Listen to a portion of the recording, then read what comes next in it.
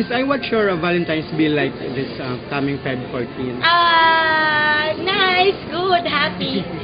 Nice, good, happy. So, 3 words.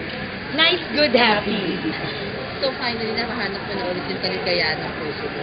Dati pa naman maligaya puso ko Eh, eh. pero syempre sabi mo dumaan ka sa pinakamalaking ulit. Ay, oo. Eh, ganun talaga buhay. Ups and down and up and down. Ganun talaga ang buhay. Parating lang nating tatandaan na kahit nakadaba ka, darating ang panahon na babangon ka ulit. Parating naman yan. And it's good na yun yung maganda na parati kong isinasa puso at isinasa isip. Pag bumaksak ako, bumabangon ako. And gusto ko yun. There will be roses again and chocolates for Valentine's. Ano na? May roses na ulit and may chocolates for Valentine's. Kapi na lang.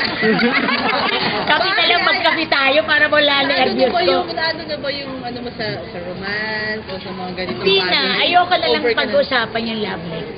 Ayoko nang pag-usapan siya. Miss I, anong mga Ayoko lang advice mo kay pag-usapan. Sancho? Kakaloka. Advice mo kay Sancho? Ah, Ano ba to?